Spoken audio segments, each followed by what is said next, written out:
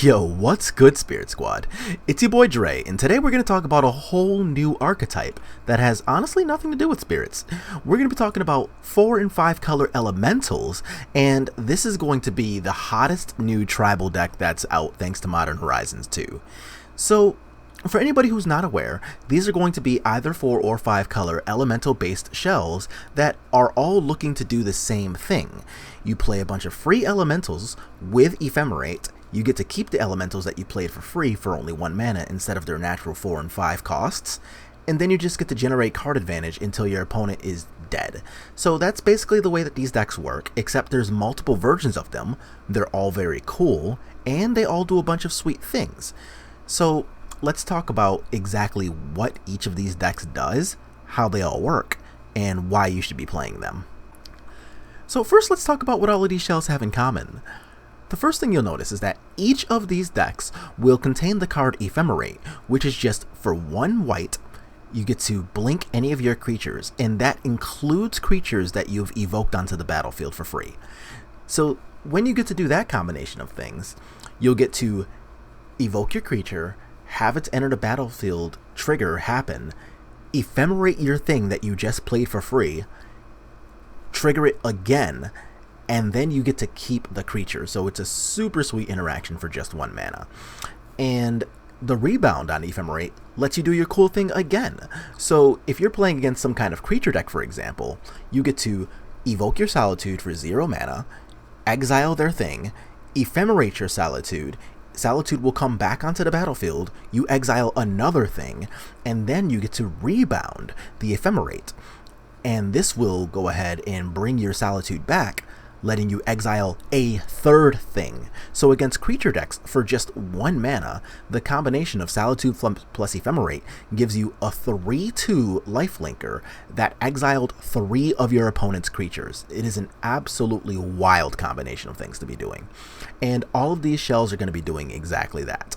So you'll see the Solitudes, the Furies, the Subtleties, and the Endurances in all of these shells, and the 5 color versions of this deck even feature Grief on top of that. Good grief. So you'll get to just super outvalue your opponent over the course of really any game. It's a very nice thing. And yes, it's true that you are pitching cards when you evoke, but this deck finds it ridiculously easy to recoup that card advantage, thanks to things like Risen Reef.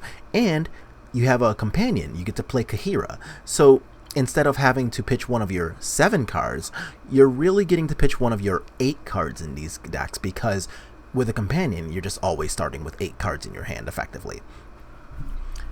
So what we're going to do here is go over a couple of different builds of this, just to see exactly what people are doing, how they're doing it, and why this deck is finding so much success.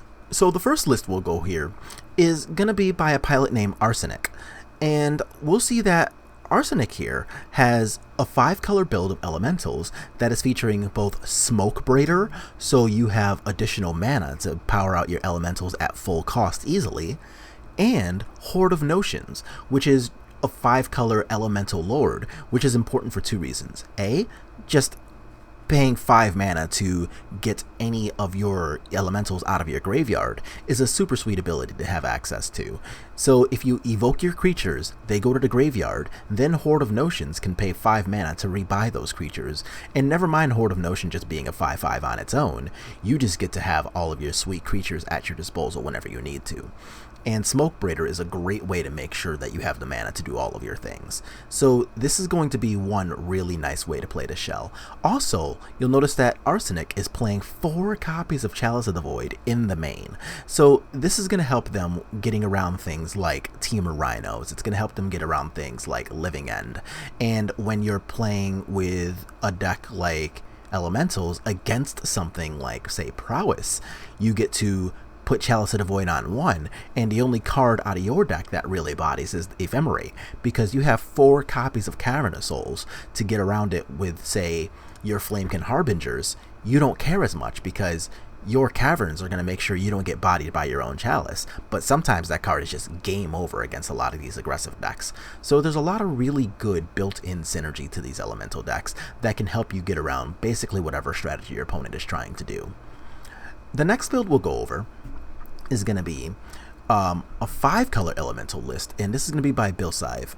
So this one is actually featuring a full 4 copies of the card Grief, and to accommodate Grief on top of your other colors here, we've got 4 copies of Lightning Skelemental and 2 copies of Horde Notions, so that you'll always have some kind of black cards to pitch to your Grief, and that's going to be on top of the Furies, on top of the Solitudes, and the only card that they're not playing in the main here is going to be the Subtleties, the blue one. So this one is going to be looking to discard cards from your hand with the combination of Grief and Lightning Skelemental. It's got a little more offensive power, but that comes at the cost of having fewer blue cards, so you're not really trying to pitch to Subtlety. And this one is playing the full 4 copies of Endurance in the sideboard, and that's going to be this person's, accommodation for the card Grief. They would rather discard cards from your hand with the synergy of Grief and or Lightning Skelemental. And they also trophied. This person has also found success with this list. So there's another way to just run this same shell. Now the third version we're going to look at here is going to be a 5-color elemental list by Canister. And this is really like a 3.5 color deck. So what Canister did here was run a base Bant deck that is only splashing a 4th color for Omnath Locus of Creation itself. The entire rest of the deck is Bant, and this means that not everything in Canister's deck has to be an elemental. So you're still going to be playing 24 creatures with a ton of value thanks to things like Risen Reef. You also get to play a bunch of non-creature spells so that your deck is just better than average on multiple fronts here.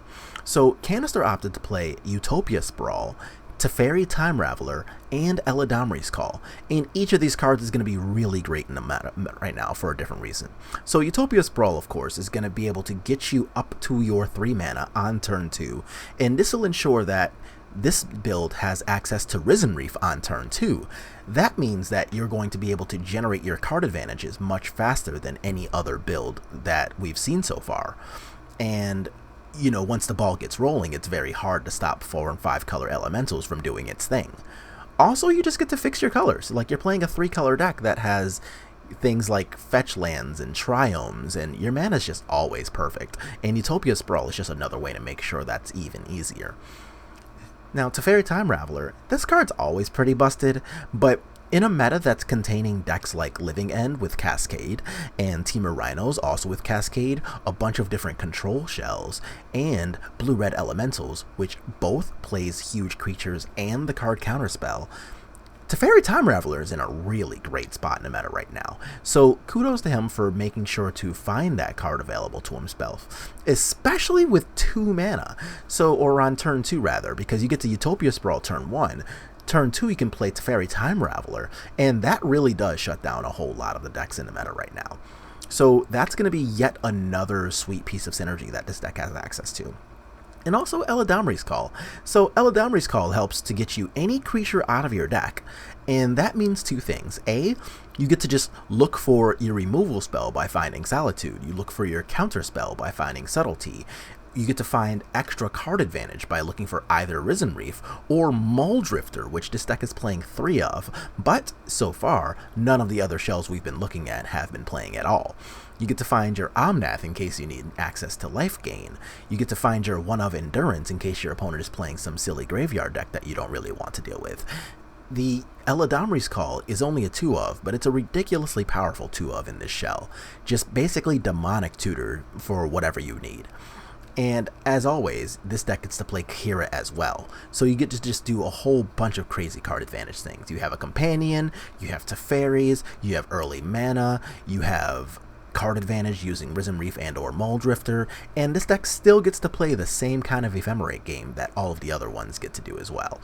So these are going to be 3 different versions of this deck. So whether you want to play a deck just chock full of elementals and Cavern of Souls with Chalice of the Void in main, that seems to be working. If you want to be playing 4 colors and not play Subtlety, instead you get to play Grief and Lightning Skelemental so that you're playing a full discard game, that seems to be working.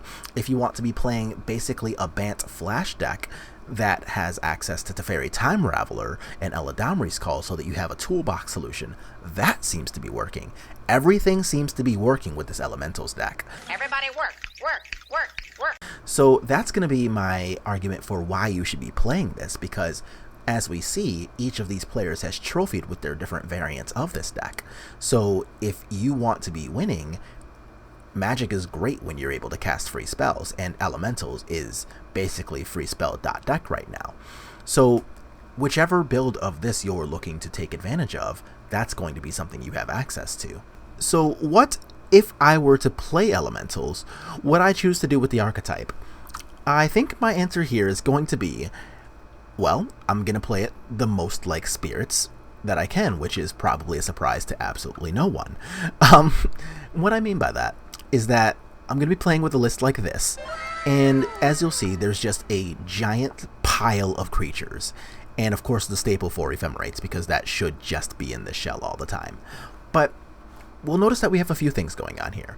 So we've got the full 8 2-drops, which is going to be great for this kind of archetype, and these are going to be the most taxing multicolor 2-drops I could find. That's going to be 4 copies of Unsettled Mariner and 4 copies of Voice of Resurgence. So this will ensure 2 things. A, it's going to be really a pain in the ass for your opponent to deal with your creatures, because either they are going to be taxed by Unsettled Mariner, or if they're interacting with you on your own turn, you're going to be generating value with elemental tokens along the way thanks to Voice of Resurgence, or even Voice of Resurgence is just going to replace itself when it dies, or both, depending on if you have both on the table at the same time or not. And that's going to be just the same kind of taxing annoyance that you're just used to seeing from Spirits decks anyway. We get to have the same synergy of Risen Reef plus Flamekin Harbinger that basically adds up to Demonic Tutor. So the way that works is that you have your Risen Reef already on the table, and you resolve a Flamekin Harbinger, and you stack them so that your Harbinger resolves first and your Risen Reef resolves second. What happens then is that your Flamekin Harbinger is going to resolve, you get the elemental you want, you put it on top of your deck, and then Risen Reef's trigger will resolve, and that will put the elemental that you just searched for into your hand. Again, 1 mana Demonic Tutor for a creature, which is crazy because all of your creatures are free, so sweet. You get to do that. You get to play the one of Endurance that you can search for with your 4 copies of Flamekin Harbinger. You even get to play the 4 copies of Solitude and 3 copies of Fury. So you've got 7 options for 0 mana removal spells in this deck. You have Subtlety as a 2-of in this deck, so that if your opponent is playing, I don't know, Primeval Titan or something really scary, you get to cast Subtlety and just not worry about that for a turn. Or if you have Ephemerate, you can just not worry about it for the next forever. You get to play the 4 copies of Omnath, Locus of Creation, and 2 copies of Foundation Breaker. There's a lot of decks in the format right now that are featuring a giant pile of artifacts, a couple of enchantments, or, in the case of Urza Saga decks, both, because Urza Saga itself is an enchantment, so you can just Foundation Breaker their lands away sometimes. And this is going to all give you synergy with the same Risen Reef strategies that the other decks have had. So I think this is going to be the version of the deck that I would choose to play here. In my sideboard, what we've got going on is going to be the other 2 copies of Subtlety, so that you're playing with a full 4 copies of that card in your deck. Again, if you're playing against Primeval Titans or Tron or something that's playing just like big scary spells, you can either put it on top of your deck for 4 mana, and you know, that's going to be awesome when you trigger your Risen Reefs and stuff and you get a 3/3 flyer out of it, or don't pay 4 mana and still deal with the same spells while, you know, continuing whatever clock you have going. It's a pretty sweet time to be alive for Elementals. It's got the 4th copy of Fury, so that if you're playing against some kind of creature deck, well, it's not going to be so hard to deal with because you just have ways to clear the board. It's playing the other 3 copies of Endurance, so that you're playing with a full 4 copies. It's got the other 2 Foundation Breakers, so that you've got the full 4 copies. And that's going to be on top of 2 copies of Force of Vigor. And Force of Vigor is just another free spell that you can play, and all you have to do is pitch a green card from your hand. Well, you notice like half of the deck is green, so you can pitch like Voice of Resurgence, Risen Reef, Endurance, Foundation Breaker, Omnath itself. Just, there's lots of green things to pitch, and if you have Kahira in your hand, that's also going to count as a green card that you can pitch to Endurance or Solitude or Force of Vigor. Very, very sweet synergies. And all of that's going to be on top of having Kahira and the full 4 copies of Chalice of the Void in the sideboard here. So that makes sure that if you're playing against something like Living End, if you're playing against something like, I don't know, Hammer Time, where Chalice on 1 is really good, you can be playing against something like Team of Rhinos. Chalice of the Void is going to be a great place to be alive in against all of those decks. So I think that's what I would choose to do if I were going to play this deck. And as a matter of fact, I think I am going to spend some time this week playing this deck because honestly, we all know we like tribal nonsense around here. Like, this channel is just chock full of tribal nonsense. But also, I think this deck is legitimately great. So, free spells are clearly amazing. We've learned that multiple times throughout the course of Magic's history. This deck is chock full of free spells. And Risen Reef is just going to be one of the sweetest things around here because just getting your card advantage is definitely where it's at. So, I think this is going to be a really fun go. So, if you think that my list is good, bad, maybe I'm wilding by playing just like too much cute stuff with the Flamekin Harbinger, maybe I'm playing too many 2-drops, maybe Chalice of the Void isn't as good as I think it is, whatever, let me know in the comments, and you know, we can go ahead and have that discussion as to what you think the best build of Elementals is, or if you think I'm overvaluing this deck. Either way, if you like what you saw, make sure to drop a like on the video, subscribe to the channel, and I will see y'all on the next one.